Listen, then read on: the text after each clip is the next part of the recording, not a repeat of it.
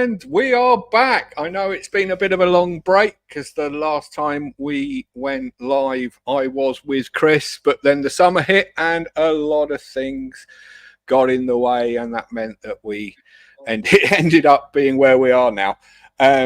So as you can see, I am here with Chris again tonight. And last time Chris and I spoke, we did talk about life after Scientology and everything that Chris has done since leaving Scientology, and obviously all the work that he's doing trying to help exes as well. But tonight we are going to go back. We are going to go into history. We are going to talk about Chris's time in Scientology, life in the Sea Org.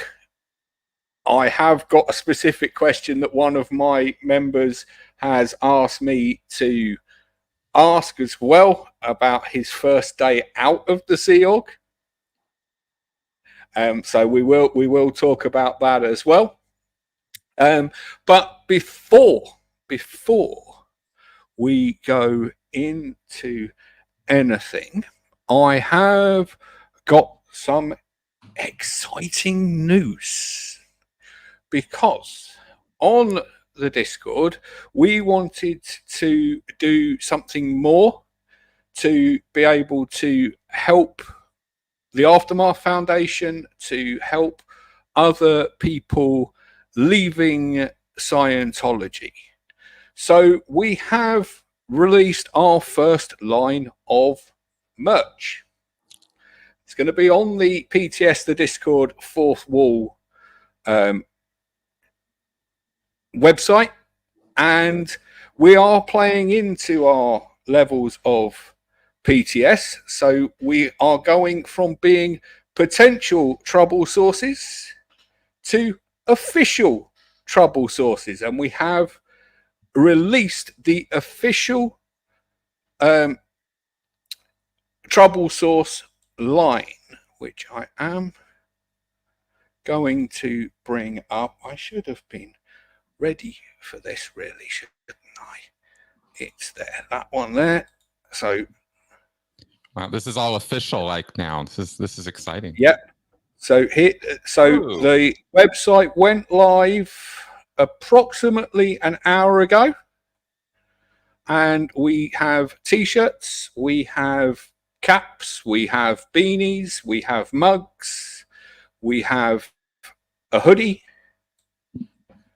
So we have four different types of t-shirts, 2 dark, 2 light, with official trouble source obviously up in the corner like we've got on the hoodie, and then we've got one with it right blazoned across the middle. We've got the caps, we've got the beanies, and we've got the mugs. And all of them except the beanie does have PTS Discord on it somewhere, because unfortunately we couldn't get it onto the beanie. It didn't look right, so it couldn't go on there. And all are available from all countries apart from the hats that aren't available in Australia for some reason. So if you want the hats and live in Australia, unfortunately your postage is going to cost a little bit more. But after costs to do with the YouTube channel and the server, the Discord server itself, all profits will be going to the Aftermath Foundation. So nothing's going in anybody's pocket other than for expenses. So that is the official trouble source line. Yeah. Well, yes, Michelle, you are the imminent trouble source, so I couldn't have that one, so I went with the official trouble source instead. Right, so now I've got the plug out the way. I will put the link in the chat in a moment. We shall now crack on with tonight's interview with Chris. So, Chris. Yes. Life in the Sea Org. Give us a brief overview before we go into too much detail. Yeah. Okay, let's talk. The Sea Organization, L. Ron Hubbard's little personal army turned, fanatical core of Scientology, basically, is what it is.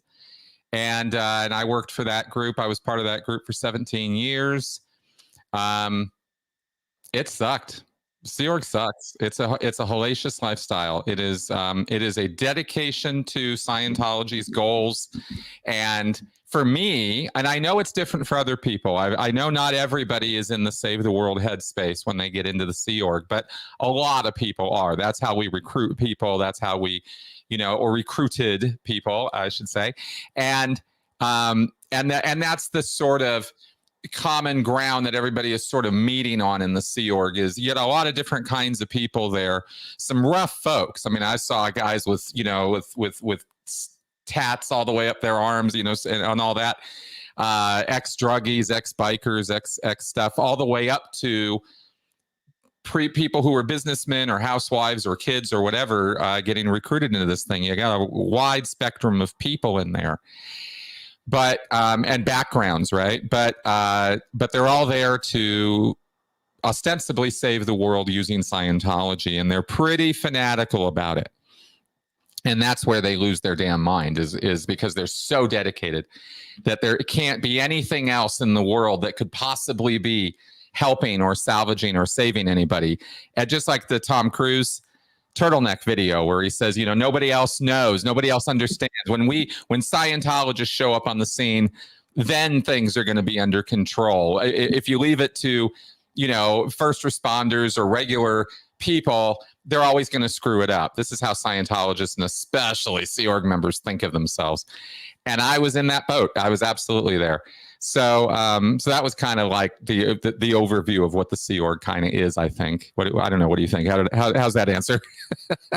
Very good. I mean, I am going to follow it up with a quick question from Jake Lloyd in the chat. In the chat, how many times did you hear people say KSW? A lot. It might surprise you. Keeping Scientology working, KSW, in ethics, out ethics. These are terms and phrases that are thrown around a lot in the Sea Org to be accusative or to drum up or push people to work harder and faster and get more done. It's all about numbers in the Sea Org. It's all about getting statistics. And that's a big part of why the Sea Org is as horrible as it is, is because they're so focused on expansion all the time. And yet they're selling a product nobody wants. So it's a little hard to expand that, Absolutely. Yeah. Absolutely. So now we get a rough idea of what life in the Sea Org was like. I'm going to go right back. So I know you were basically born into Scientology. How did you get recruited into the Sea Org? Yeah, I kind of recruited myself a little bit. How it happened was usually, and I've never noticed, I've never mentioned this before, but most of the time getting somebody into the Sea Org takes more than one recruitment go, or what we would call a recruitment cycle. That's the Scientology word for it, is like you get up, you take a go at it. And maybe you go in for one interview or 3 or 4, and they're just pounding and pounding on you. And these can go for hours, these recruitment interviews, right? I did them, and I was on the receiving end of them. And when I was not a Sea Org member yet, I had 3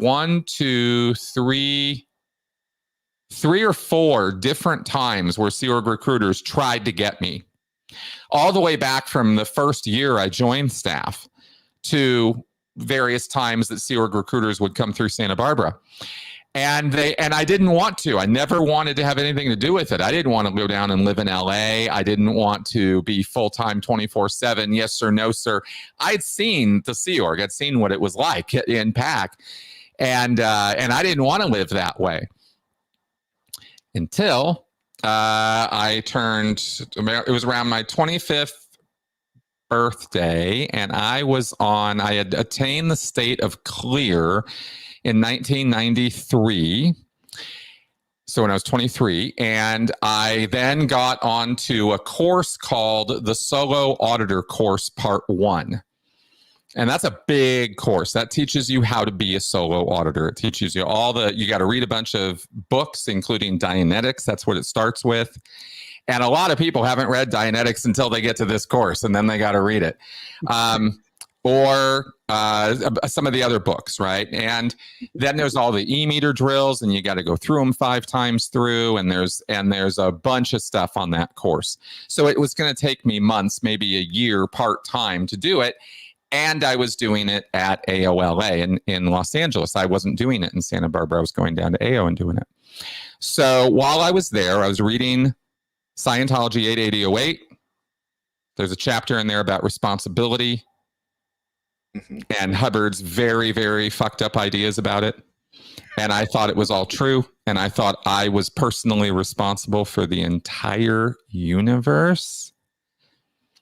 And that is absolutely, you can laugh at me because that is the most delusional piece of nonsense I think I've ever bought into. If there was one thing, that was the most ridiculous thing that I believed in Scientology, I didn't believe in Xenu. I never got there. But this responsibility stuff I took to heart real hard, and I ran it on myself hard that I was not good enough. I wasn't working hard enough. I wasn't doing enough. And Hubbard really rubs your face in it with his definitions of responsibility, so much so that I self-recruited. That's why I had to say all that, is because I was then, all those Sea Org members who were telling me to save that I need to get on board and do all this and take responsibility for the planet, air quotes here, right? That's what I need to do. And I'm sitting in the solo course room at AOLA going, I gotta do it. I don't want to, but I gotta. And I walked down to the recruiter's office and I was like, I think I need to talk to somebody. And they actually took me over to the CLO, the Continental Liaison Office. Somehow I ended up with it in front of a recruiter over there. And they signed me up, made me swear to the code of a Sea Org member. We did a whole swearing in ceremony. And then 6 months later, they finally got me replaced in Santa Barbara, and I was in Los Angeles. That was 1995. So that's the whole story. I bet the difference between your swearing in and my swearing in when I joined the army is at least I got given the Queen's 15 quid when I joined. I bet you didn't get given L. Ron Hubbard's 15 quid. Not a cent. Not a cent. In fact, I was dedicated. Used to be the Queen's shilling, but with inflation, it's gone up slightly now. Good, huh? Yeah. No, I was going in for $50 a week. That was my big. I still can't get over how they get away with that. But we'll come on to that. So sure. You got recruited in. Obviously, had to go back to Santa Barbara because you were on staff there because of all their things. You have to get replaced and whatnot. Yeah. So once that, where did you go once you got back to LA? What was your first job in the SEAL?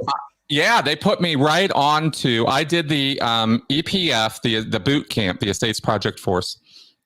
I did that in 5 days, which was pretty fucking fast. Not. I think I set the record. I don't know anybody who did it in less time than I did. And then, and that's not, I mean, that's such a stupid brag, but there it is, right? But the reason I'm looking shocked is because every time I've heard of people, when we did the EPF, it took us 2 weeks or took us a month or whatever. Yeah. So I was like, 5 days? Whoa. Yeah. 5 days. I was just bang. And they actually, I finished the coursework because there's these courses you have to do. And I especially back then, man, I could just plow through a book, and I'd already studied a bunch of the stuff. So that's why it took me 5 days. And then they kept me to make me do more of the labor, the physical work, just to prove I could do it. Right. Anyway, I showed up in the CLO, in the Continental Liaison Office, and they posted me as the assistant technical aid for the Western United States. And basically what that meant was my job was to oversee the delivery of Scientology across the West US, from the Mississippi west all the way out to Hawaii. There were 34 churches of Scientology. This was a management position where I was responsible for the quality and quantity of Scientology training and auditing in the Western United States. If there was a question or problem or issue with any of the delivery of Scientology when it came to the coursework and the auditing, that rolled up to me. And so that was the task I had for the first about 8 years that I was 8 or 9 years that I was in the Sea Org. Yeah, it was basically getting thrown in the deep end. It was a pretty high level post. This is what blows my mind with the Sea Org, is that you go from this ordinary member of the church to joining what is basically the militant arm. I'm not even going to call it the clergy. I'm going to call it the militant arm. And you're immediately thrust into this management position. Yep. And just expected to get on with it. It's like, how? Well, see, that's the whole thing about the Sea Org. There's a bootstrap attitude with the Sea Org that is both helpful and harmful at the same time, depending on the situation, right? Because it's very empowering, and it can be kind of I gotta figure this out, I gotta get on with it, right? Like, you kind of have to, bootstrap yourself. And the attitude in the Sea Org is, you already know how to do any job we're going to give you. You've already done it 1,000 times over. You've already run planets. This is literally what Hubbard wrote. You've run planets. Stop pretending you don't know what to do. Just get your job done, right? Be responsible, do the work. And there's a few different Scientology ideas or writings that back this up. Now, I'm not saying they're true. They're Hubbard's bullshit, but they logic out that people in the Sea Org and in Scientology believe they should be able to do any job assigned to them without necessarily needing a lot of training or understanding, because they're Thetans, damn it, and they've, and it's called make it go right and because and this kind of stuff. And the assumption in Scientology is that if you take enough responsibility for something, if you just sort of assume more responsibility for something, that magically you're going to know more about it.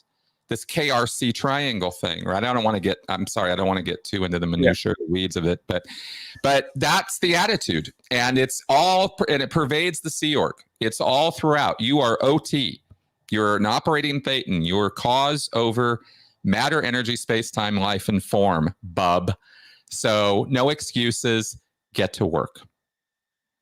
Yeah, I guess, having never been in Scientology, I'm just looking at it from when I left school at the age of 16, and it was like, woo, party time, and I had to get a job, but hey, that just paid for me to go out drinking at weekends. I'm not fussed.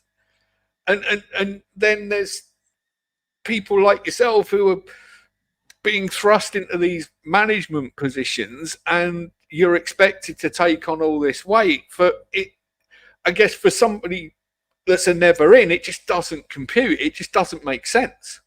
Yeah, I know it's hard. I get it. And it's really being thrown into the deep end, and it is sink or swim. And it really is. There is, obviously this is an organization that does train its staff, and you do learn how to do the work eventually. But when you're thrown in, and there's no excuses. Get the work done. And that was kind of how it was.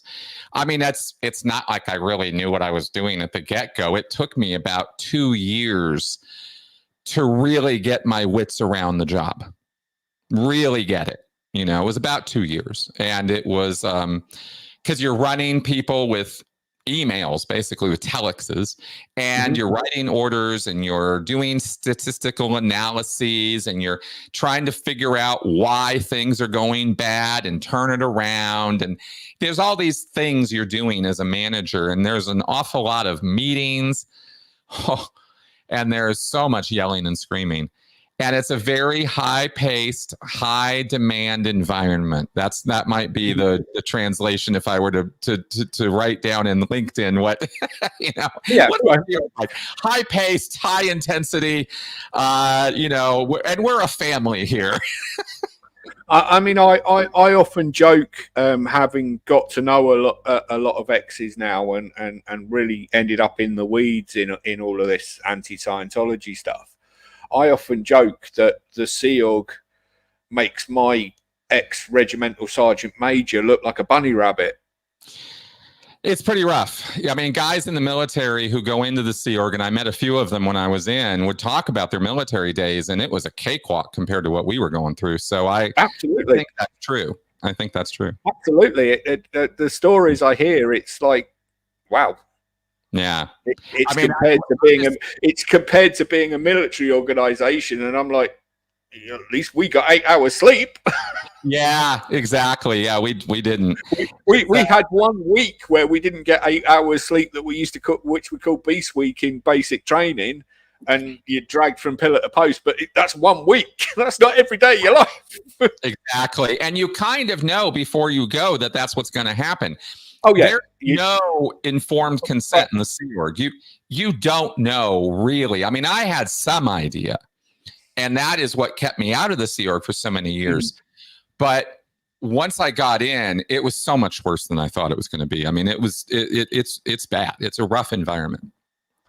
Yeah, I mean, back when I joined up, you knew you went in, and week 7 was Beast Week. You knew week 7 was going to be hell before you even started. So you were ready for it. That's right. I mean, you can basically get the layout for BUDS training, even if, I mean, you can go through all this stuff. You can find out all these things that they're going to do to you. Not in the Sea Org.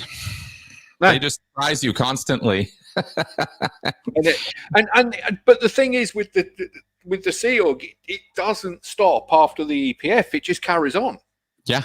The EPF was one of the easier parts because you get sleep. They have a regimented schedule. Once you're off the EPF, anything goes as far as schedules go. If your senior is a tyrant, and many of them are, they'll have no compunctions at all about ordering you to stay on post until certain tasks are done. And if that means you're up until 2, 3, 4 in the morning, well, sorry, that's what it means. It's not personal. Just get the work done. Or sometimes it is personal, and they really, really rip into you. So it's a real dice roll as to what you're going to get, as to where you're going to be and what kind of a job you're going to have and what kind of senior you're going to have. But it's generally, like I said, there's no place to go in the Sea Org where you get easy street, where it's a cush job. There's no cush postings in the Sea Org. There's no place where you can just go nap half the day. Nowhere in the Sea Org is like that. Absolutely. So I've been keeping an eye on the chat at the same time, and I'm going to use part of a question that Jake Lloyd's asked, because I find that interesting as well. That when you were in charge of the West US, the internet wasn't even a thing. So how did you, as a manager, manage such a large area? Well, Hubbard set up a system of telex control of international management lines for Scientology back in the 60s. He ran the entire outfit from St. Hill in England, and he used telexes to do it. And this was high-speed networked communication lines that would never go down. It wasn't like, a phone call or something. I think it was using similar lines. Now, of course, it's just using the internet, which did exist in 95, but it just didn't exist in the way we understand it now with the web and everything. It was dial up. Yeah, exactly. And we weren't using that. When I got in there, it was The telex lines were, I think, still telex lines or phone lines. And that, of course, evolved over time. And by the 2000s, we were definitely on the internet because I put an internet into the management unit I was in. Yeah. And because I was a computer guy, I used to really be very, very proficient around computers. I grew up with them, and I knew how to program, and I knew how to, and I taught myself how to do all this stuff. So when I was in the Sea Org, not only was I doing my management work, but I was also literally setting up an internal intranet, it was called, in the management system, and then I programmed it. So that system was how we ran the statistics and the programs, but I get ahead of myself. The communication lines all ran through the phone lines and then through the internet once we got on the web. But the format of the communications remained the same this entire time, which was a telex format. So you have a number for the telex and who it's going to and who it gets infoed to. This is very formatted, and it's all capitals. And then there's a regarding, a reline, and then there's the message of the telex. And you got really good at writing these things. And the spirit of the telex always remained the same from the 1960s, which was brief, concise, get to your point, issue the order, give the reference, and get it done, right? And telexes, there's a whole little thing in Scientology about telexes. And when you send a telex from management, it goes to the org staff member, and it's supposed to be answered without fail within 24 hours. And you're supposed to have these back and forth, sort of relatively high-speed communications. And this is how Scientology has been managed since the 1960s, is that system. In a nutshell. I guess it worked to a point. Still does. I mean, that's how they communicate. They just, now the telexes are not actually telexes. They are, telephone exchange. That's where the term comes from. Now it's all just an email, but it's formatted the same way. Yeah. Absolutely. Yeah. So you went into this management role in the West US. Was that your job the whole time you were in Scientology, or were you moved around a bit or moved up the ladder? I think I heard you say somewhere that you did end up in the RPF at some point. I did. Yeah. Actually, pretty much off of this, I went 8 or 9 years as the A-Tech aide, assistant technical aide, right? So it was shortened down to A/technical aide. There was a guy, it was called aide because I was the assistant to a dude up at the next level of management above me who was the technical aide. That guy was responsible for all the Scientology delivery on the entire planet. So I was his assistant for West US. So he would be telling me what to get the tech divisions to do, and then I would be sending that down the line. That was about 8 or 9 years. I completely burned out. I lasted a long time. Most people, the Sea Org is a place where you change posts every 2 or 3 years. You're going to find yourself doing something different. You're going to get transferred, or you're going to get demoted, or you're going to get promoted.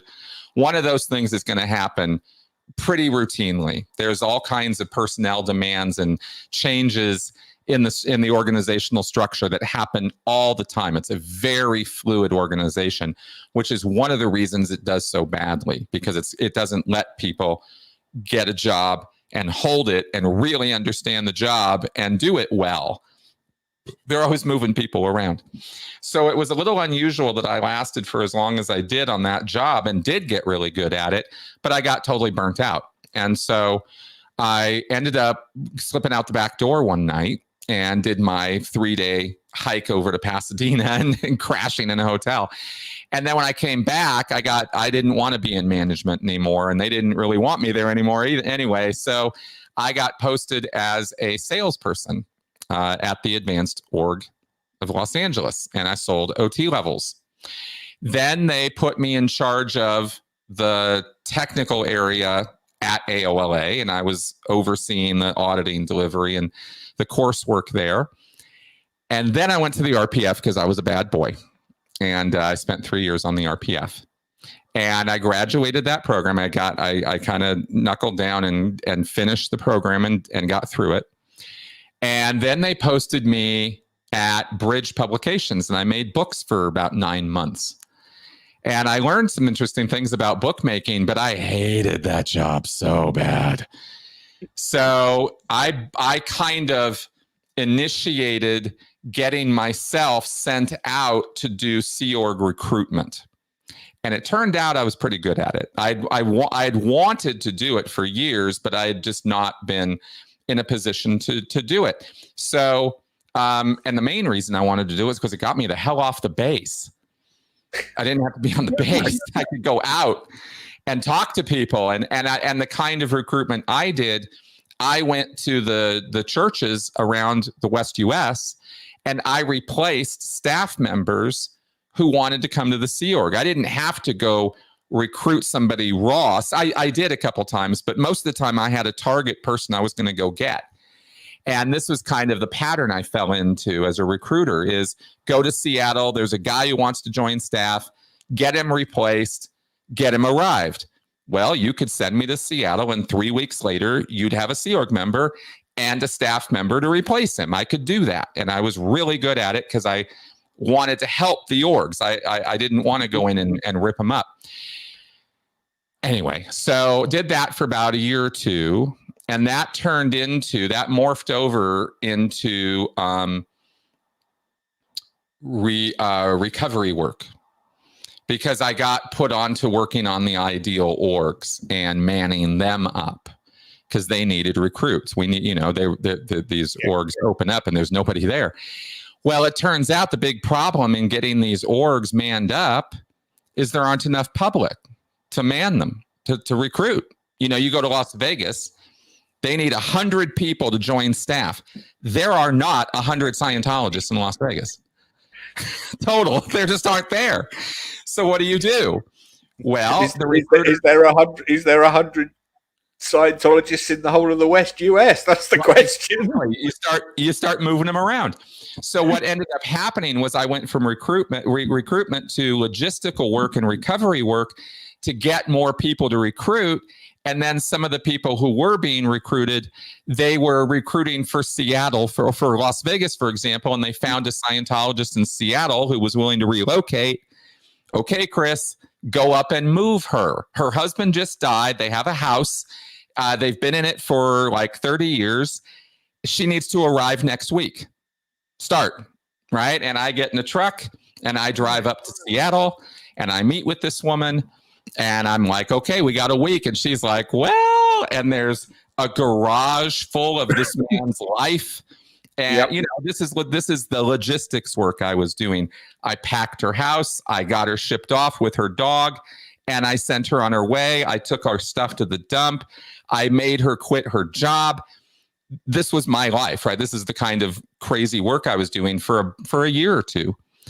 And that was actually probably the time that I was having the most fun in the Sea Org because I was by myself often. I didn't get sent out with somebody else to do this work.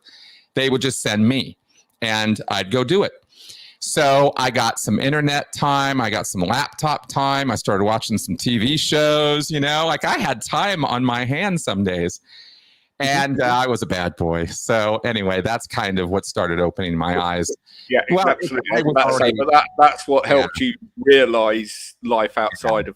I just want to go back. You talked about the work within recovery. Was that doing the blow drills, or was it just people who'd fallen off rather than escaped? Yeah, no, I was not getting the escape security risks. I was knocking on the doors of old Scientologists who had strayed from the fold, so to speak.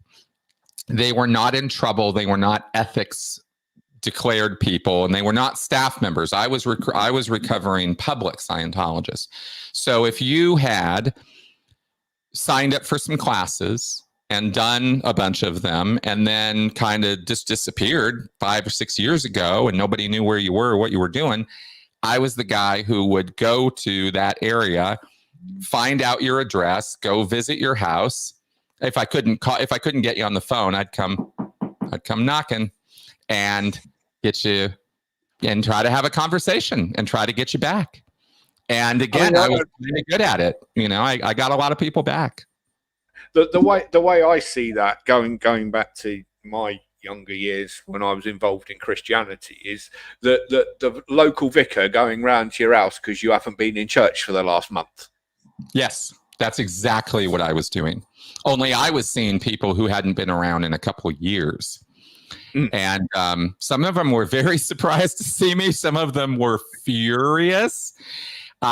This is where I started learning some of the really negative stuff about Scientology when I was still in. Some of the fraudulent stuff, you know, people would tell me straight up, fuck you, you guys charged my credit cards when you shouldn't have. I didn't give you authorization. I mean, I'm learning about credit card fraud. I didn't, you know what I mean? Like this kind of stuff. Yeah. People are ripping into me. And sometimes I could deal with it and sometimes I couldn't. Yes, so I find it really weird that the Church of Scientology do that after years where somebody hasn't set foot in an org. It's again, the mentality is just totally different. Well, it very much is. I mean, understand that Scientology is a destructive cult, which means that people there are very tuned in to its goals. And Hubbard wrote a policy letter called Recovering Students in PCs. And he listed 4 precise reasons why somebody would stop attending class. And was it 4 or 5? There's 4 or 5 reasons for somebody not attending classes anymore. And there's an additional 4 or 5 reasons why somebody would quit their auditing services. And armed with this information, and it's like a 3-page policy letter, kind of breaks it down for you. Hubbard says, you go and you contact the person and you go over these points, and one or more of them are going to, you know, indicate to the person, and they're going to go, oh yeah, that's what happened. And you're going to get them back. You're going to go, okay, that was wrong. That was not cool. Let's get it fixed. And let's get them going again. And then and of course, one of those policy points isn't going to be, we're really sorry we talked bullshit. We won't do it again.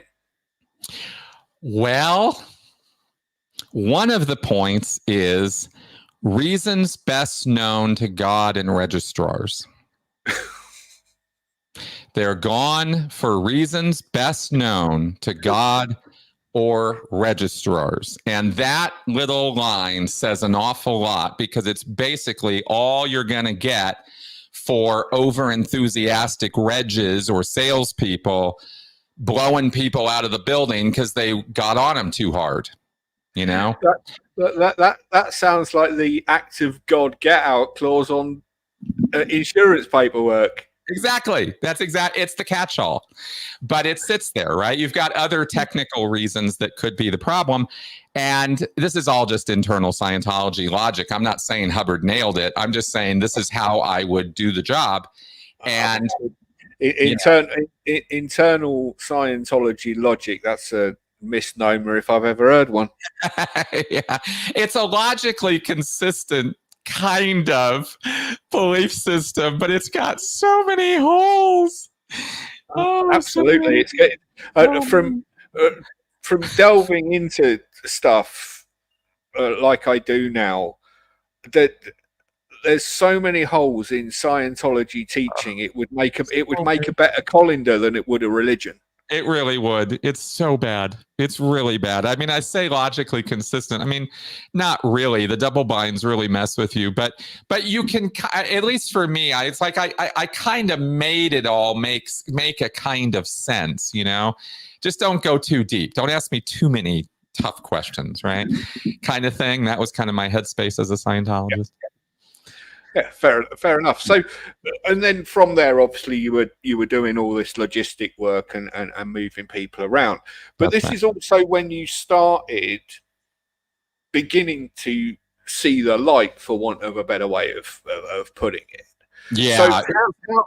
how did that start? Because I mean, I've heard things Catherine has said about seeing videos and stuff like that. But obviously, when you were coming out, there wasn't as much on YouTube as there is No. now in regards to anti-Scientology and getting the warnings out there. So, That's right. what sort of things were you seeing or reading during that period that really started to make you go, hang on a minute? Well, yeah. Okay. So I'd already had a series of things happen that kind of were disaffecting me with Scientology, making me feel a little like, I don't know about this. Mainly having to do with the organization, and the RPF, of course, was no breeze, and that definitely got my head about the Sea Org. But I persisted, and I thought, hey, it's still the group that's doing the most good for the most number of people, so it's what I got to stick with, and I got to keep going. But when I started getting out and about and doing the logistics work that I discussed is when I had to find people. I had to skip trace them, and I had to figure out how to do that. And there was no instructions on, how to go find Joe Blow. I would just look them up, and I'd be physically out in Twin Cities, or I'd be in St. Louis, or I'd be in Kansas City. And I'd have a list of people to recover, get these people back. So I'd look them up on the internet. Where are they? How do I find them? Right. And I'd be trying to get all the information I could about them. And in the process of doing that, I was doing the exact thing you're not supposed to be doing as a Scientologist. I was Googling Scientology because I had to hone in on the people I was looking for. And so if I was Googling, if I was looking for Sam Smith, some generic name, I'd put Sam Smith Scientologist, hoping for a faster, search return. Tony Ortega's blog starts coming up in the search results. Othervenu.net starts coming up in the search results. Ex-Scientology message board. And I'm like, what the fuck is this? I was already upset that we weren't promoting more on the internet. This is this is like 2008, 2009, 10 time period. I'm not seeing us all over the internet. And I'm upset about that because there had been a program in the year 2000 to get us on the internet and get Scientologists out there and make websites for them and share the successes of Scientology. And I'm like, why all this bad news? Where's all the success stories? So, I go to these events many times a year. I hear all these wins and successes. I see all these statistics. And I think I Googled Colombia. I think it was something to do with Colombia and claims Miscavige had made about reducing the crime rate or the drug rate or something down there. And he'd been very clear about this at an event. And I went, I'm going to fact check that. It should occur, I'm just going to fact check that. And I look it up. There's nothing. And my thought was not Miscavige lied. My thought was, what the fuck? How come we're not getting this good news out there? Why is it not there? And it took me a little while before it started, before the dots started connecting that it wasn't there because it didn't happen. Right? It took me a little bit for that to sink in. But I was out there for months doing this work. So this went over time. It accumulated over time that I was seeing more and more and more. But I wasn't willing at the beginning to just open up Tony's blog and start reading. I knew Tony was suppressive and he was an asshole, and I didn't want anything to do with him. That was my thought at the time, right? This is just anti-Scientology N theta crap, right? I don't want to look at this. All the way up until I saw the headline about blue asbestos on the free winds. I'll never forget. It was the first time I opened up Tony's blog. And I was like, what are you talking? Because I knew blue asbestos was bad. I'd been on the RPF. I knew about asbestos. So to find out that the ship had been covered in blue asbestos, basically, I was like, what? they didn't fix that before they went on the water. What? You know, like I was aghast. And that was the very first story from Tony Ortega where I went, holy shit, what is going on here? And it kind of just slowly, you know, sort of, it was like an acid. It just sort of wore away at the foundations of my understanding of the group I was part of, you know? Absolutely. Yeah. I just find that interesting because obviously as we get to people coming out now and they do that sort of thing, there's videos, there's interviews like this with you and with other ex-Scientologists and people they've probably heard of, and it's like, oh, hang on a minute. Whereas for you, of course, none of that really existed because that was even before the Aftermath show, wasn't it? Oh no, this was before the Aftermath show. This was before Going Clear. This is 2010, 11 time period, right? And 2012 is when I really was like questioning what the hell I was doing and what was going on. And by December 2012, I had determined I got to leave the Sea Org. I still wanted to be a Scientologist. I just wanted to leave the Sea Org. And that's when I made that decision. And a year later, I was out of the Sea Org and out of Scientology. Yeah, I just wanted to make sure I had the timeline right in my head that it was before. All before. There was. I find talking to ex-Scientologists now, when we're talking about when they left, it's either before the Aftermath or after. Right. Yeah, it was before.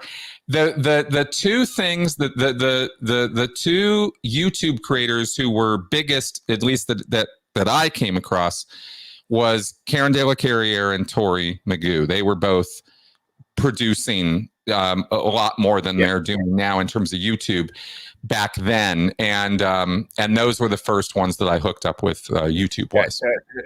Tori was the first one I came across when I started digging in after I saw the whole John Sweeney stuff with Mike before Mike left. Right. And that's when I started digging in to find out what all this craziness was all about, and came across Tori, and then I fell down the rabbit hole, and I've just carried on getting deeper. That's right. You know, something else I should mention right now, just because it just occurred to me as a major milestone in leaving, was that some of the internal attempts by David Miscavige and OSA to deal with the fallout of Mike and Marty leaving, because they left in 2007 or 8 or something. I was on the RPF when they took off. I didn't know. Marty left before Mike. I think Mike. Yeah, I think Mike was 2007. Somewhere in there. Yeah. And Marty. It was about 17 years ago. So yeah, it was about 2007. Something like that. Anyway, I'm just saying I was on the RPF when that happened. And there was not like there was any announcements about it anyway, but there kind of was. And this was very interesting to me, at least, because there was an attempt to produce, there was a Freedom magazine called The Posse of Lunatics. And it was the OSA response to the SP Times article, whenever the Truth Rundown article happened. So, Truth Rundown articles, when was that? The Truth Rundown, here we go. 3-part series, June 2009 is when these articles come out. Yeah. And the church creates this magazine. It was a full Freedom magazine. On the cover was an illustration of Marty and Mike Rinder and Tom DeVock and Amy Scobie and all the people who were featured as caricatures. And inside was details of all the horrible things that they had been getting up to at the Gold Base. When I saw this magazine, I was a recent graduate of the RPF. So I had been on the RPF with people from international management. They didn't share the goods on what happened at INT, but I overheard a few things over the years that tell you things. And reading that magazine about the physical violence that Mike Rinder and Marty Rathbun and Tom DeVock were reportedly involved in, they're asserting in the magazine that David Miscavige didn't know anything about any of it. And I knew for a fact as a Sea Org member that was impossible. I know that's impossible with where he's based as a never in. So, but as a Sea Org member, I knew that. I knew it was impossible. There's no way that was true. And for me to acknowledge that as a Sea Org member was a little bit like, wow. Because I was like, there's no way Miscavige didn't know about this. And I just had a better understanding of people at that point. The RPF was it taught me a lot more than Scientology intended for it to. I'm sure it did. Because the RPF is the retraining brainwashing camp. You're not supposed to come out of there seeing people in a different light. Exactly. And and Jake, yes, I did see the protesters and the anonymous protesting. Absolutely. So all of that was adding up to me feeling justified in being critical of the Sea Org and Miscavige, because Miscavige, in my eyes, was never L. Ron Hubbard, and he was never gonna be. So it was okay for me to feel like I could be critical of Miscavige. He was just a dude. He wasn't L. Ron Hubbard. He wasn't Source.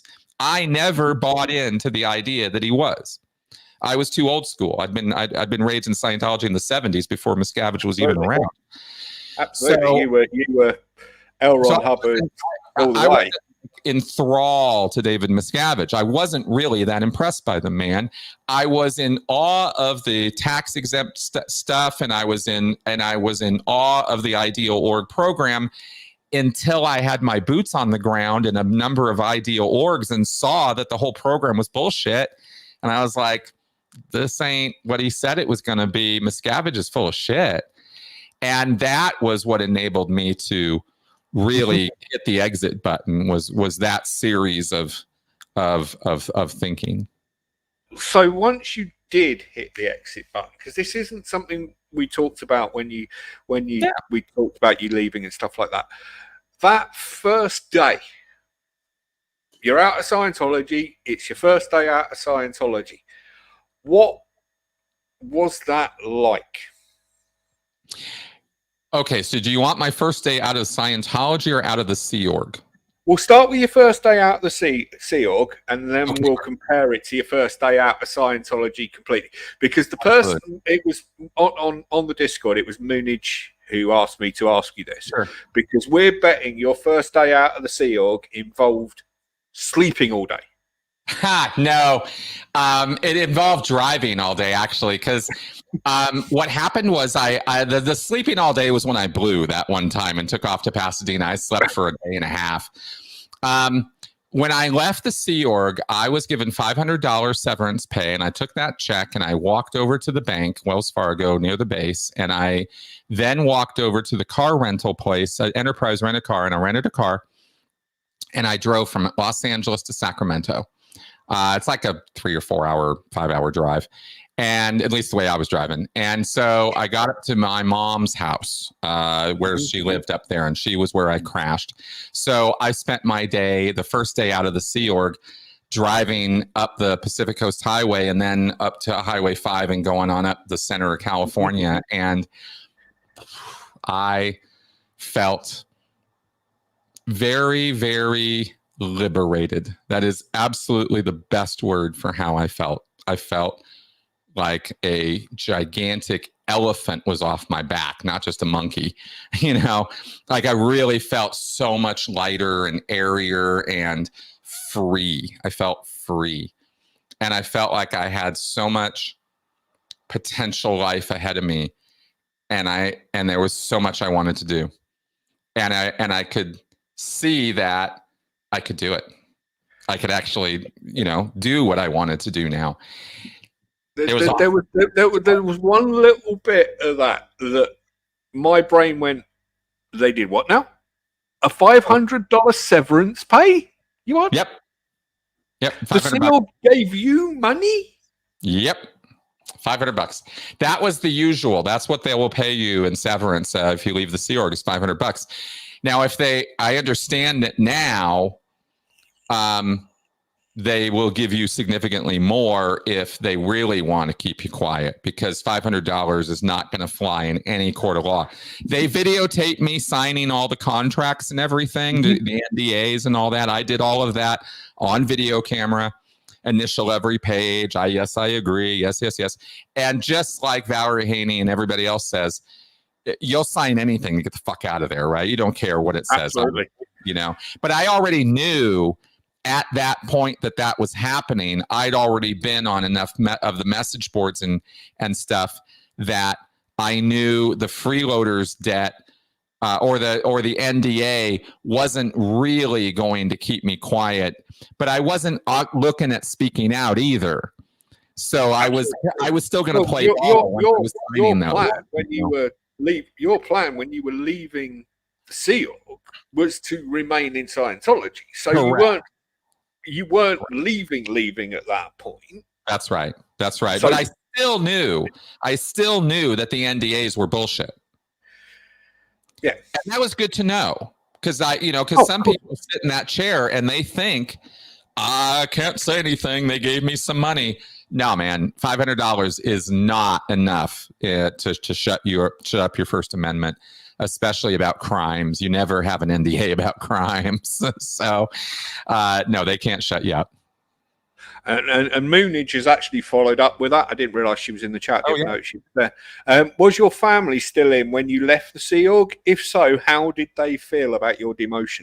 No, they were out by that time. In fact, one of the reasons that I was able to leave the Sea Org is because that December 11. Sorry, I got the year wrong. Go back a year. 2011 is when December 2011 is when I decided to leave the Sea Org. That was based on 2 phone calls I made to my mom and to my dad. They had been divorced for many years, and both had gotten remarried to non-Scientologists, and both of them had left Scientology back in the late 80s and early 90s. They were totally out, but they had not publicly made a big nuisance of themselves. They had just slipped under the radar. And so when I called them, I knew that they were not on board with Scientology anymore, but I also knew that they were not going to give me a bunch of crap about it. They never had, and they never would. And so we had a conversation about, well, look, I'm sort of thinking about leaving the Sea Org.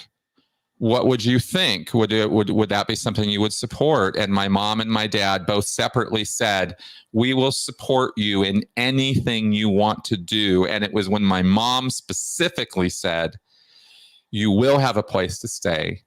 You will have a roof over your head. You do not need to worry about that. You are not going to be on the streets. And that was the point in the phone call where the decision was made.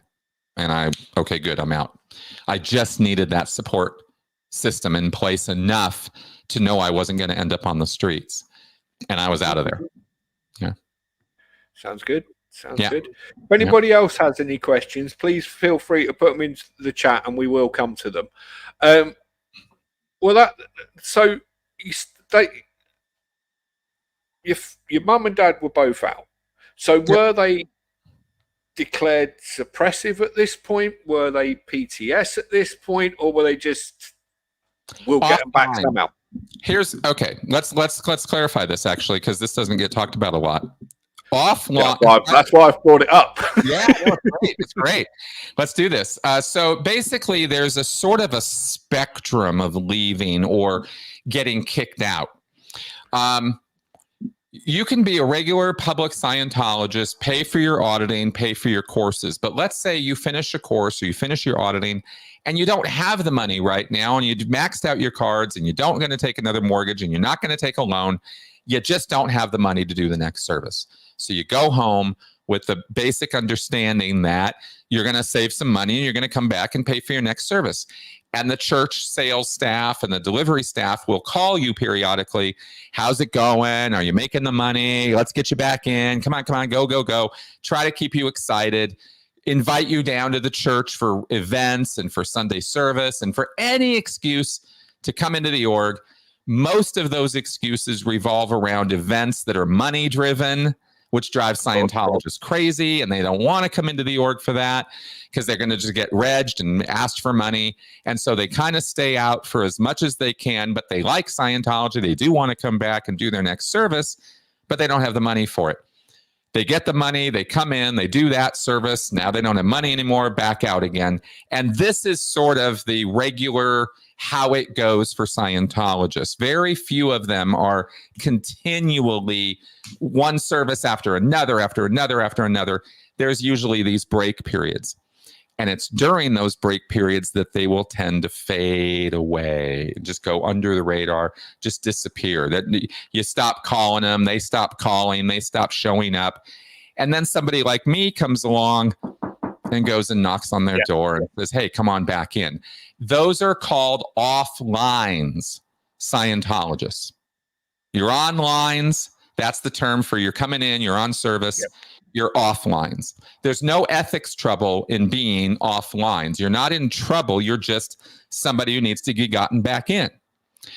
If it starts being reported that you're not only offlines, but you're looking on the internet, there's reports about you nattering, complaining, right? I use air quotes here for natter. That's the Scientology term.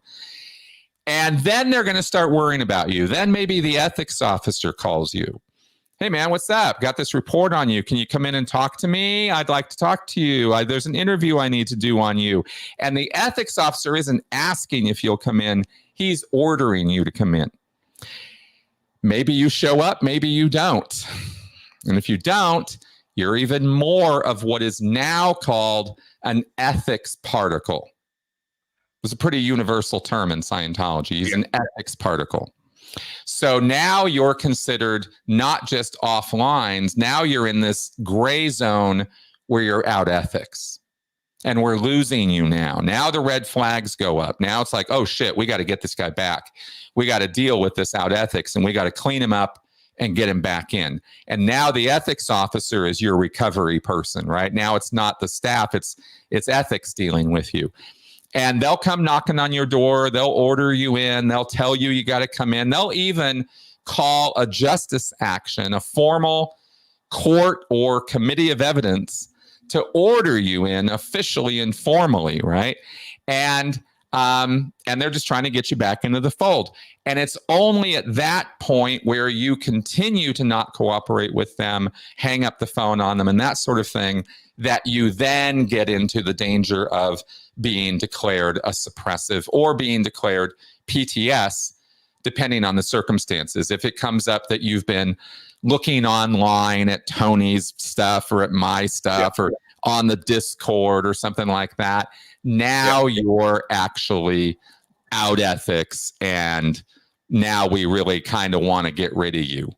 And it sort of flips where they go from wanting to get you back in to just kind of wanting to cut you off. And that's basically how it usually goes. There's variations on that theme, but that's basically how it goes. Yeah, I'm glad you explained that, because I knew about being offlines, but I didn't know about how you went from offlines to being a suppressive person. That's kind of how it happens, you know. And they'll generally declare you PTS long before they'll declare you suppressive. It's a lot easier to do. The admin for all the administrative stuff you got to do to declare somebody is a little involved. And that's why a lot of people aren't declared. Fair enough. I mean, Moonage just pop this in the chat.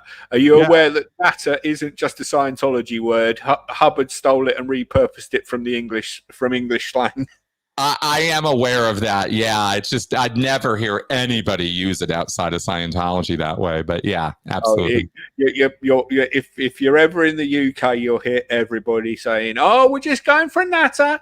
Oh, got it. Okay, yeah, that must be where Hubbard picked it up then. Absolutely. I'm not sure it's as common now in the UK, but certainly when my mum was younger and my gran used to use it all the time when I was growing up. So it's natter. Oh, he's nattering again. He's nattering away. Yeah, absolutely. I remember it well. Jake would like to know, is Yeah. cigarette usage in the Sea Org overblown, or is it literally everyone smoking every 10-minute break they get to cope with it? It used to be a lot worse, but yeah, it's pretty bad. There's a lot of people who smoke in the Sea Org, a lot. Wasn't there a Hubbard policy about smoking at one point? No, not that I remember. There were a couple references to nicotine in some of Hubbard's lectures, and Hubbard actually had the nerve. He was a lot. Hubbard. Do you know somebody who strikes me an awful lot like L. Ron Hubbard when it comes to medical stuff? Is RFK Jr. Fair enough. Yeah, I've heard some of his crazy stuff. Yeah, whack stuff, right? Just crazy stuff.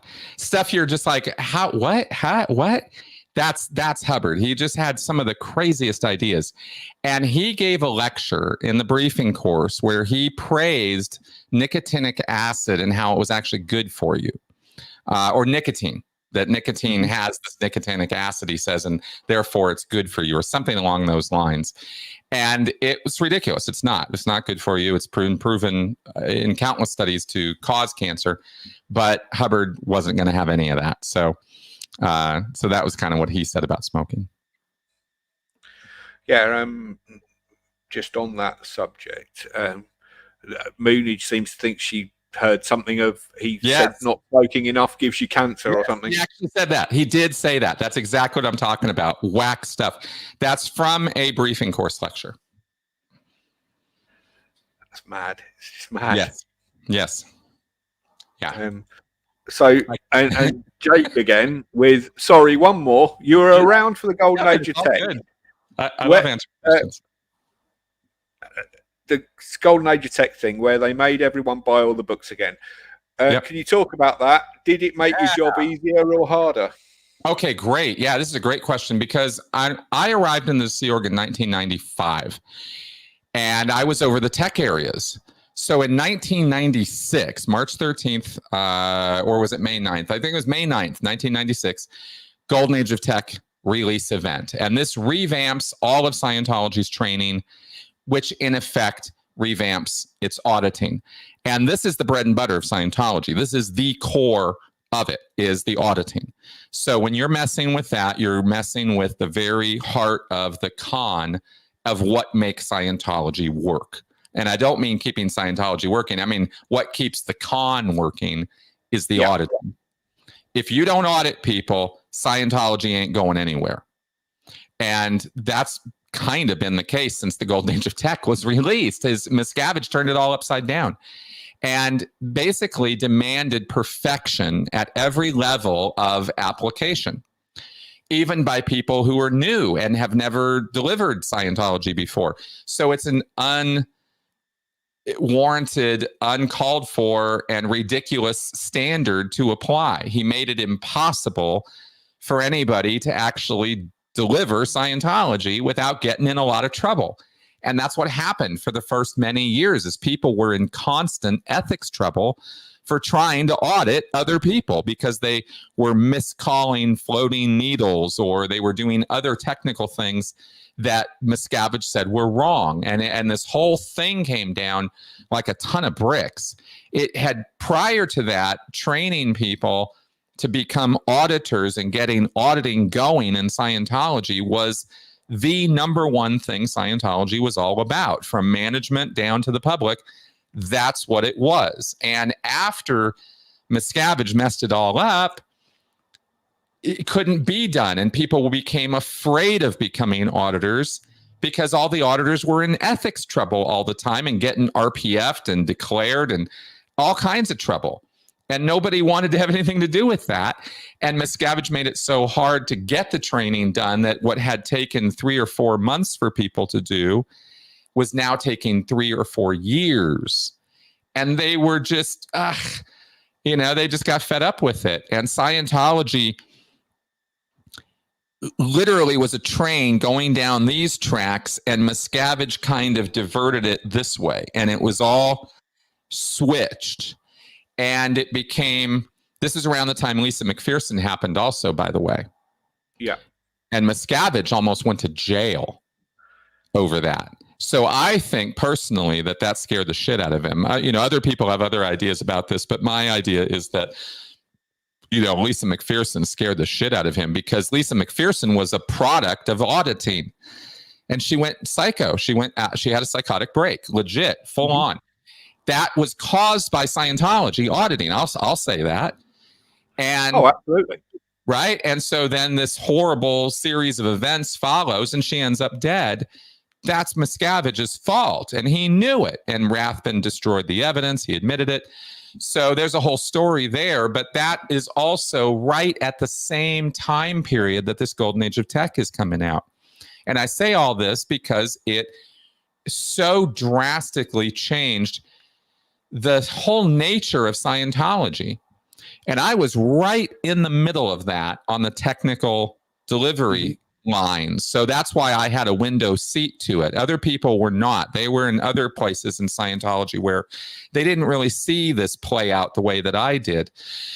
So the way I kind of, think about it or talk about it is that Miscavige changed the entire con, where it went from let's get them euphoric and blown out and willing to, shut up and take my money because of their euphoria from the auditing.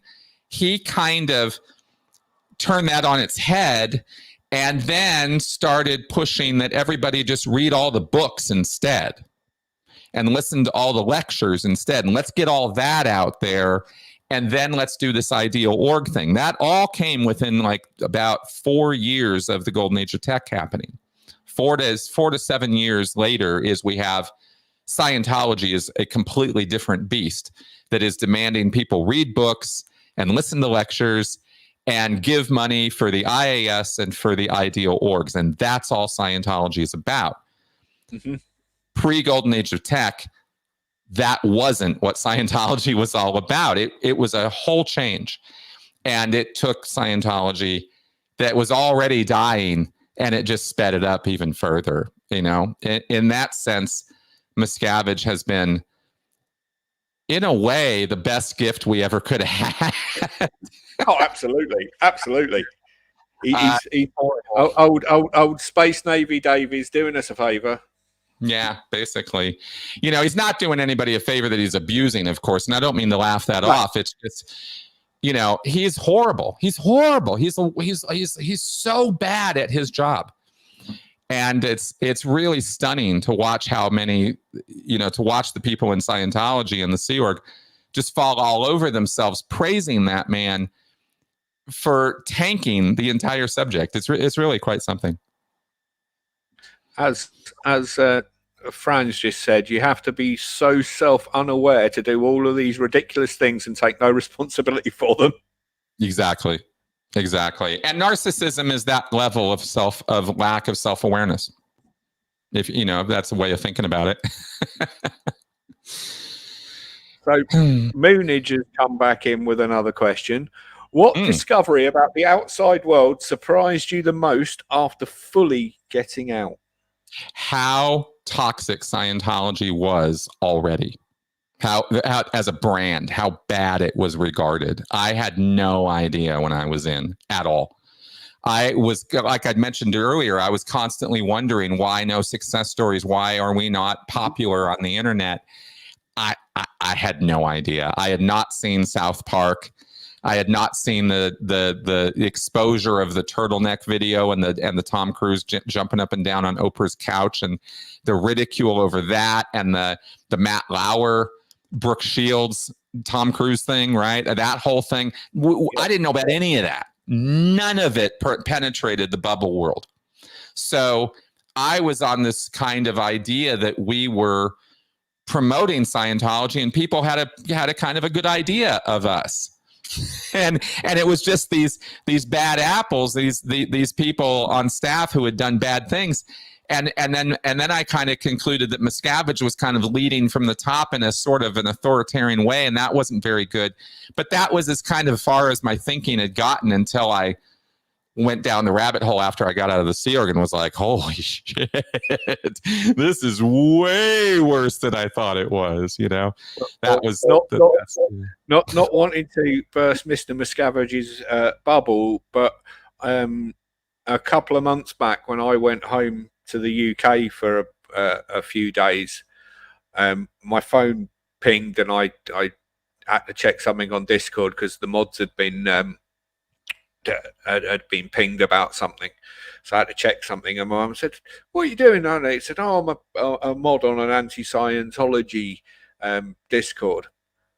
What Scientology? I had to explain what Scientology was to my 75-year-old mother. Yeah.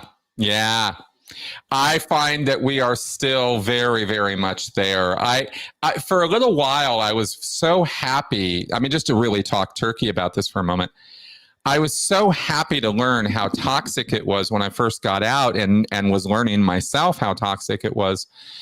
But this recent Lincoln Park thing, this Emily Armstrong story, has really underlined how much work we still have to do.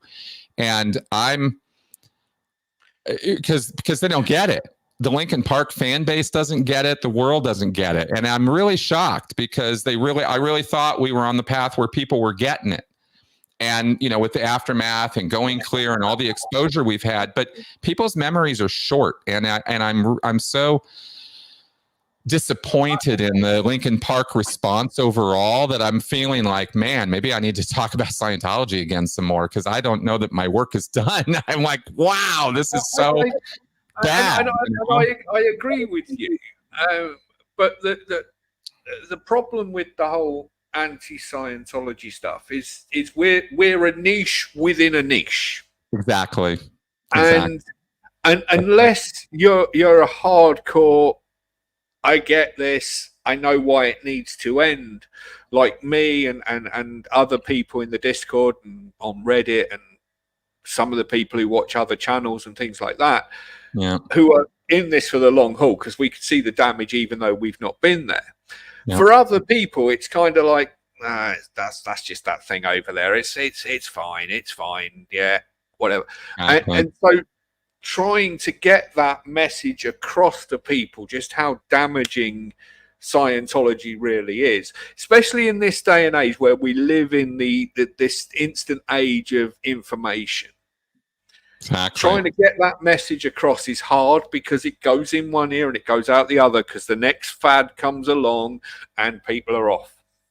It is something that's just constant. We just constantly got to get the message out there as best we can. Exactly. Absolutely true. And you're absolutely right about the niche within a niche. I've said that myself, and I don't want to go back to micro focusing on that. I really want to get more focus on coercion and coercive control for obvious reasons, and I need to get more work done on that. Absolutely. I mean, I know because I've got to know you pretty well over recent months, and I know you'll go back to cover things in Scientology as and when you need to. I mean, you do your podcast once a week with Tony, Straight Up and Vertical, so you've still got your big toe in the water with it all. And if something comes up, I know you'll cover it. But I agree with you. I mean, we're looking at doing it with the YouTube channel. Obviously, we're not going to change where the Discord is and what we're doing there, but we are looking with the YouTube channel to branch off and talk to other people from other cults and from Mormonism and Jehovah's Witnesses. Because I know that trying to keep it just on the Scientology stuff, I'm going to run out of content eventually. Exactly. And I literally was saying this like a year ago with the whole SPTV thing. I was like, guys, this isn't something you can dedicate full-time channel work to. It's just not that big. This is never going to be full-time for me. I've said this from day one. We'll have other people who want to, if they want to come on and do something on the channel, they can come on and do something else on the channel. I'm only ever going to do once or maximum twice a week, because I haven't got the time a day to do it full time. This will never be full time, but I do want to. I actually enjoy doing it, so I want to branch out and do more interviews and talk to more people and things like that. But I realized trying to keep it in that anti-Scientology bubble, I'm going to run out of air eventually. Exactly. Besides, there's also very interesting things to talk about on the exact same line that, with other groups. Absolutely. Exactly. And that's the line I want to go down as well. Because, I mean, I come from a religious background anyway. I grew up a Christian and stuff like that. And was there fundy stuff in your background? Did you have extreme stuff or just regular? I would say compared to other Christians that we know, I came from a very, what I would call more straight background. I grew up in a Baptist church. My dad was an elder. There wasn't really all the fundamentalist stuff going on where I was. I mean, we were aware of it, and I did get involved in fundamentalist stuff as I got older. As a teenager, I went to some real fundamentalist churches after that. But growing up, no, I wouldn't. I didn't really come from a fundamentalist background. Good. Well, you lucked out. I've been really. I mean, I would still say to a degree. I would still say to a degree, I was very, very brainwashed because everything I did revolved around the church. But it wasn't fundamentalist as such. Yeah. Not like Mrs. J, for example, who we both know. Her background is very, very indoctrinated fundamentalist, but mine not so much. But it was still everything we did revolved around the church. Absolutely, I get it. Growing up, the saying in my church was, if somebody from my family wasn't involved, it wasn't worth doing. Huh. Okay. That's how deep we were into it. Sure. And I mean, 20 years ago, I was actually training to become a minister, so that's how deep I was in it at one stage. Okay. All right. Fair enough. Yeah. So deep in. It's interesting to me how many people in the activist spaces, I'll describe it that way, right? The ex-cult world or, activism world are burned. I think I mentioned this last week. It's just people who, you get burned and then it's like, you got to do something about it. And there's so much of our activist population are former members and stuff like that. So I'm always interested. Absolutely. And if it's not from religion, it's from something else. We say it all the time in the mod chat on the Discord. When something comes up, we're like, do we want to let that happen? Because are we going to let that conversation keep going? Because we know we've got people who've been affected by that might not have anything to do with religion, but's affected by something else. And it's playing the balancing act, because everybody 90% of the people, I think, in this sort of community all come from a damaged background. That's what I'm saying. Yeah, it seems to be pretty common across the space, and it's just an interesting observation. It's nothing more than that, but it's just interesting. Absolutely. I find it very interesting, and that's why I want to delve into a little bit more in other sides of things as well, because I find it interesting to see where people are coming from. Yeah, exactly, and the reasons for doing this work. Yeah. I mean, I do it because I want to help people. That's just me. It's always been me. And my daughter watches some of the videos I do, and I said to her, please don't go digging in this, because she's already into the anti-Mormon space. And I said, please don't go digging into any of the other anti-Scientology channels, because once you fall down that rabbit hole, there's no getting out. That is right. That is exactly right. It's a deep hole. She said, oh, but it seems all right, Dad. I said, I'm only scratching the surface. If you start falling down the rabbit hole I'm in, you're not going to find your way out. I tell you. That's right. It's crazy. I mean, I came into this from all the Mike Rinder stuff when he first left, because I saw it all on British television. I saw Panorama with John Sweeney and all that.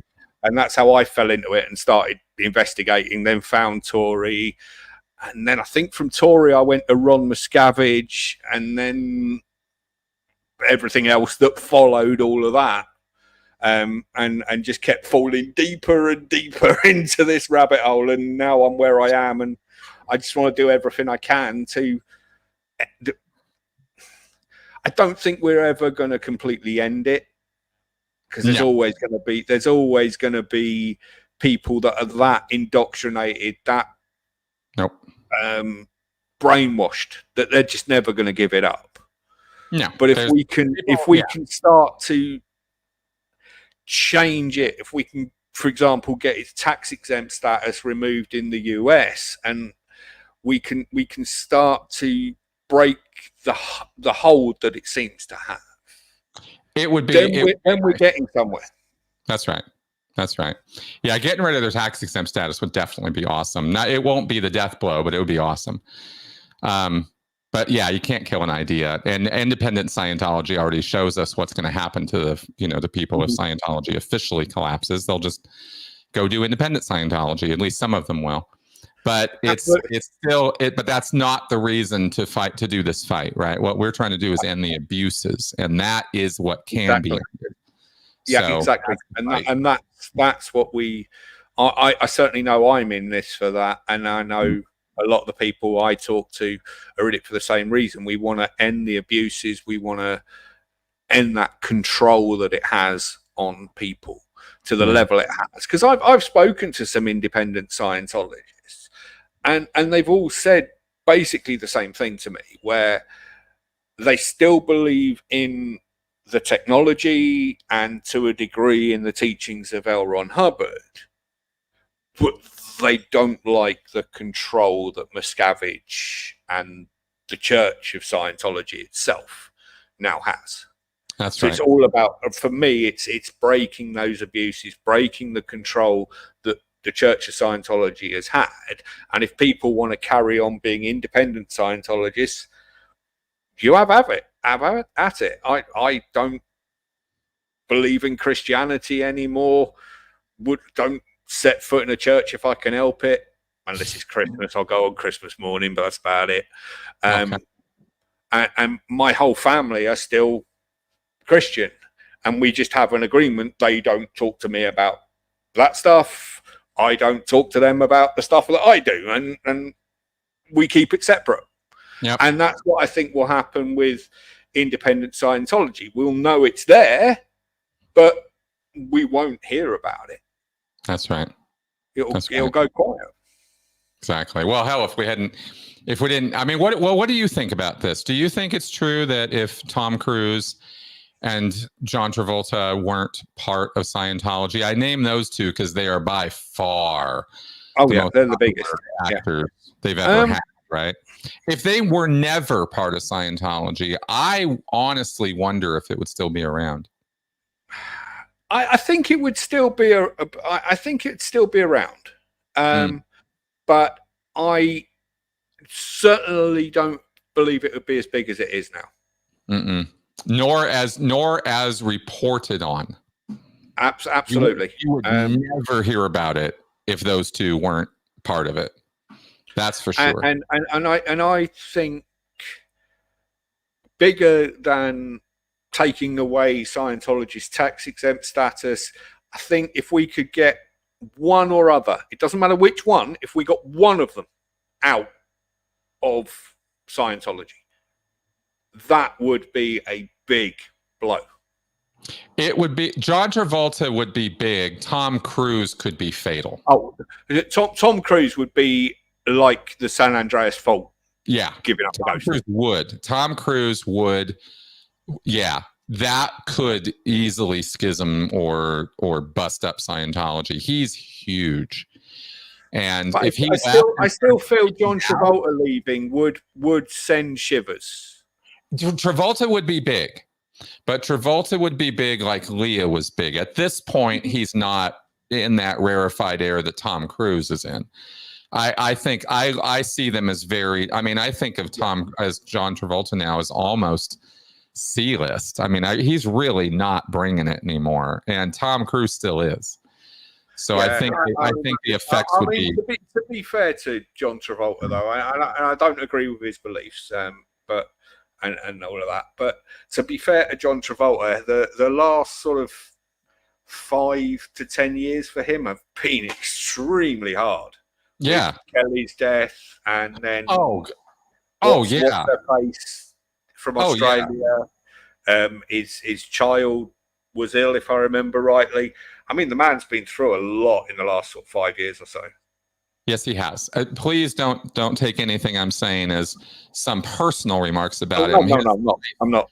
I'm just being fair to him. I don't want. I mean, I don't like his beliefs. I mean, Tom Cruise as a person, from what I've seen of him as a person, I just don't like him. It doesn't matter what he's done. I just don't like him. Whereas John Travolta, he does, from what I've seen of him, and from even from what exes have said who've worked with him, he seems like he's quite a nice person, a pleasant person to be around. Whereas Tom Cruise doesn't come across like that. That would be correct. I have met John Travolta. I have worked with him, and he's a great guy. He's super nice. And you're right, his beliefs suck, but he is a super, super nice guy. And I've never wished him anything but the best. I really like him.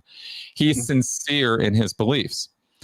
Tom Cruise is sincere in his beliefs, but he's got power issues and control issues, like Miscavige has power and control issues, like those kind of issues.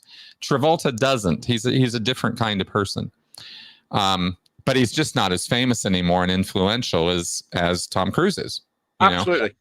That's Absolutely. all. So, for that reason, I don't think him leaving would be big. It would be a problem for them, but it would be a Masterson-sized problem for them. It's a problem, but it's not a fatal problem. Cruise leaves. That's David Miscavige's best friend. Yeah. I mean, this is an interesting take on it from Jake that I hadn't thought of before. John Travolta is an LRH Scientologist and Tom Cruise is a Miscavige Scientologist. That's a great way of putting it. Yeah, that's great. Thanks, Jake. I'll definitely take that. I'll use that one in future as well, Jake. That's a very, very good way of putting it. That is very a good way of putting it. Yeah. And you're absolutely right. If Tom Cruise went on Oprah and was like, yeah, Scientology, fuck that shit, I was deluded. Yeah, boom. That would be that's why I said it's the Andreas fault of. Yeah, it would be hardcore to do that. Because what it would do is it would throw. I've often wondered about this, but I don't know that I've publicly conjectured about it. But I think it would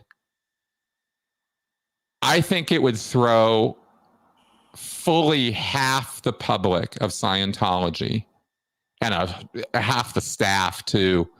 I think you could probably take like 50% and just go, they would just be thrown into such chaotic confusion by Tom Cruise doing that they would start and the other ones would double down even harder. I think it would be a 50-50, but it would be interesting to see what would happen. It would be interesting.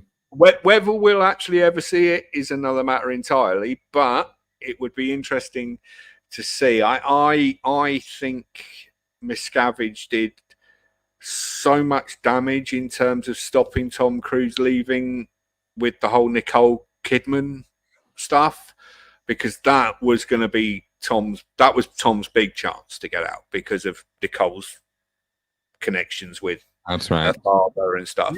He pretty much was out. They got him back in. They did that recovery thing, Yeah, exactly. And I just feel like that may have been the opportunity, and it's gone. Yep. And I'll say, for anybody who doesn't know, John Travolta was fully out too in the 80s, but they got him back in. So, they're good at their jobs. I mean, Scientology doesn't have the effect it has on people for no reason. And Tom Cruise and John Travolta are just as human as anybody else. And they can fall for bullshit, Absolutely. And they have, let's be fair.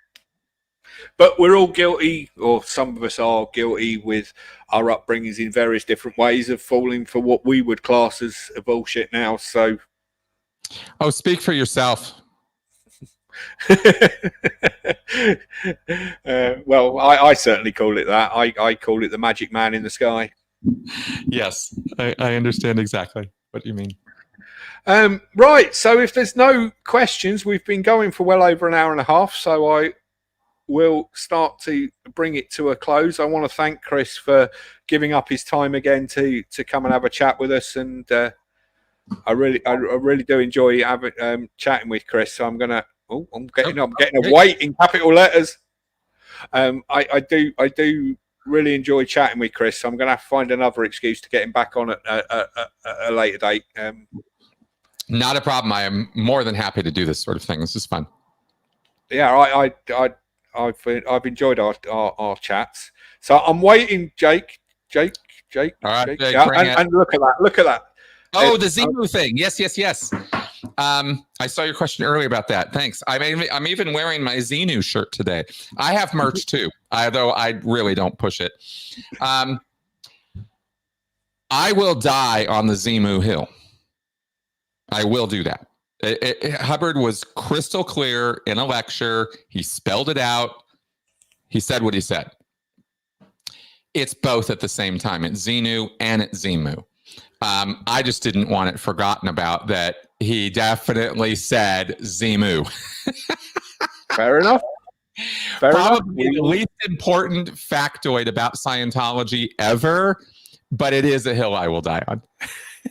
I know it may be the least the least effective of all those little nuggets of information we can drag up about L. Ron Hubbard, but it's certainly one that we can use. So it's worth remembering. And I'm just looking at I'm looking at this chat, and we've got more Chris, please. So you're definitely going to be coming back.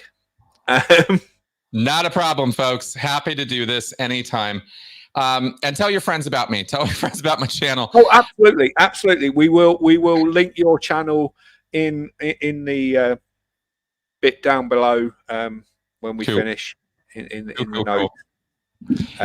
And please do go and watch Chris's stuff on Scientology. There is so much stuff that Chris has put out over the years with insight into how Scientology works, the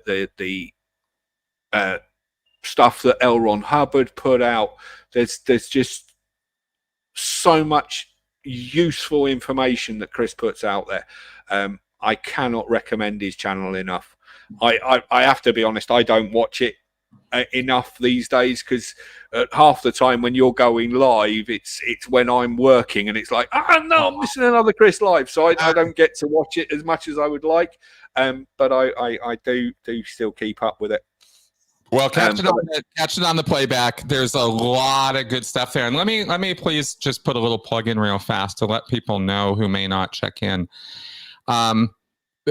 This degree here is in coercive control, and that's what I know about. And I've gotten myself educated on this to try to help people. It's all I want to do. And I put a lot of stuff out about cult recovery this year that goes way beyond Scientology stuff, although we're constantly citing Scientology for examples and case studies and stuff like that. But there's so much useful information for domestic abuse survivors and cult survivors of all stripes on my channel, and I hope you all will check that out. We've been going into a lot of stuff about Christian nationalism and dominionism and stuff as well recently, because of the difficulties, let's say, of the election cycle right now. So there's some things to know about all that. So anyway, just wanted to put that little plug in. That's just giving me an idea for our next chat. We'll have a chat about coercive control in society as a whole. I think that's giving me an idea. There we go. Awesome. Happy to talk about any of this anytime. Thank you for joining me, Chris. Thank you to everybody who's watched tonight and joined us in the live, and to please like, share, subscribe. Let's get all of this out there, because we have got interviews with Patty Mower, for example, who has spoken out about Narconon, but hadn't really spoken about her time in Scientology until she came on with me. And we've got a 3-part interview there with Patty that is really, really good, and talks about OSA and the Guardian's office in ways that we haven't heard before, because Patty was just a public Scientologist who worked with the Guardian's office and with OSA. We hear it from people like Mike Rinder, who was right up there with OSA, and other people who were full-time OSA. But to hear what was happening on the ground, really will recommend listening to that. We've got other interviews on there. There's interviews with Dave from Echoplex Media, who does a lot of work with cults and other groups and things like that, and that was a really fun interview to do. There's even an interview that he did with me as well, we've got on there. So there's a lot of other stuff coming, and there's a lot of stuff on there, so please like and share, subscribe. There will be more coming. We may be rebranding the YouTube channel. I'm still working on that. And we will move forward with it. But thank you very much for joining us, and thank you, Chris, for a great stream again. Look forward to the next one. I hope everybody has a good weekend, and I'll see those of you that are in the Discord. Those that want to join, we will put the link in the description, and please come on over and jump in. Thank you very much, everybody. See you soon.